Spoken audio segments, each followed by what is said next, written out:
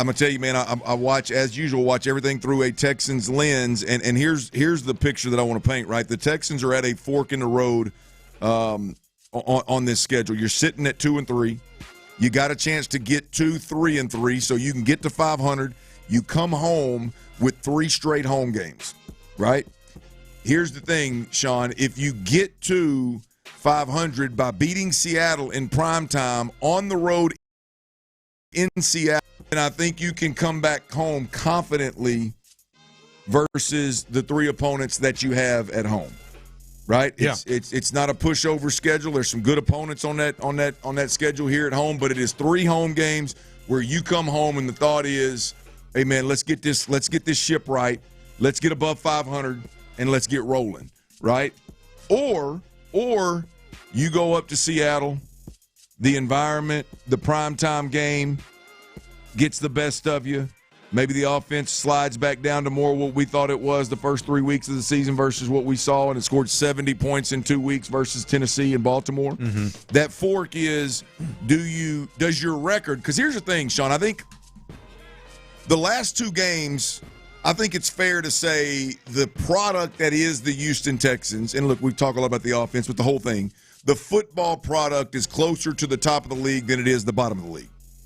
When you go out there and you destroy 2 of the bottom feeders in this league the way you did, I think the product is closer to the top half of the league than it is the bottom half of the league. I would agree with that, yeah. But in reality, Sean, you know, like nothing matters other than your record. Sure. You're sitting at 2-3 right now, and what's sitting between you and where you're at right now and being 2-4 or being 2-4 and getting to 500 and getting this thing right is a really good football team in the Seattle Seahawks. Yeah. And if you look at what the Chiefs did last night, the Chiefs were sitting at 2-3. And look, I understand it's the Chiefs. I understand we're talking about the winningest franchise in the sport over the last several years. I think the Texans are the Chiefs. I'm just saying that's the blueprint. They were sitting at 2-3.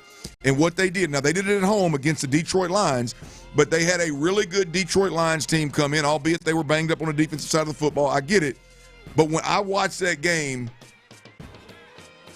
I walked away from that game thinking on both sides of the ball the Chiefs are the better football team.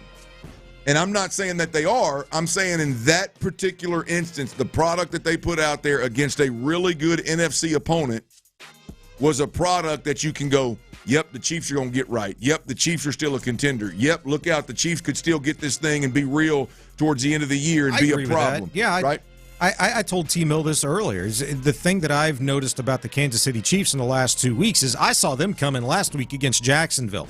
I thought they looked more like the Chiefs in instances against the Jaguars than they had all season up to that point. Right. Last night, fourth quarter, at home, when that thing is still a football game, they stepped on the Lions' throat. They were making plays, but they were keeping it second and manageable. So when it's 2nd and 5, they're getting 8 yards. It's 3rd and 1, they're getting 4 yards. They kept that thing moving, and they did just enough when they were supposed to do it at home against a quality opponent. Thing is, the Texans, they got to go to Seattle. They have to hell with the record, to hell with what they're doing. That's a tough place to play, period, no matter what kind of hole you've dug yourself in. And that's what I'm a little worried about. And the fact that, boy, Seattle, did you watch that game? Seattle and the Jags, did they not turn up on the freaking offensive line?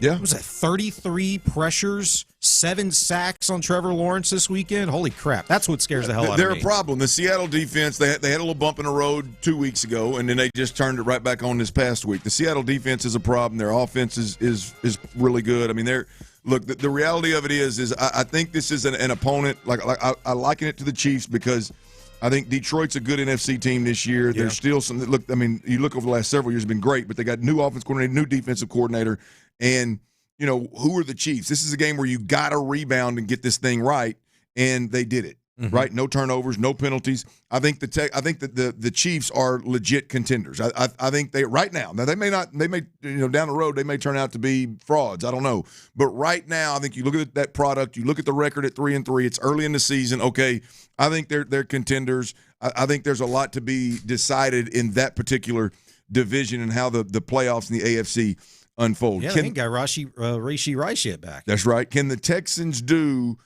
to next Monday what the Chiefs did last night with the Detroit Lions. Again, I think the Texans product-wise, I think they're capable of being a top half of the league team. But the reality is the record is what counts. Can you get to 3-3, or do you backslide and get back, go to 2-4, and you end up down there with teams?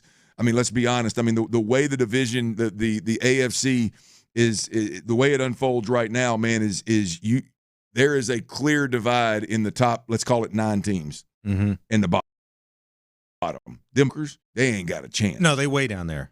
They're bad.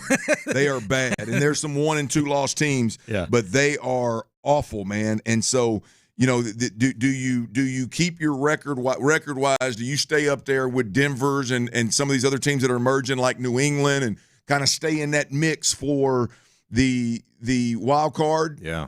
Or do you start to slide back down with like the Cincinnati Bengals right now, who are without Joe Burrow and they just look like they're plummeting? Like, who are you? And that is what's at stake, in my opinion, come Monday night for the Houston Texans. I think the Chiefs gave you the blueprint last night.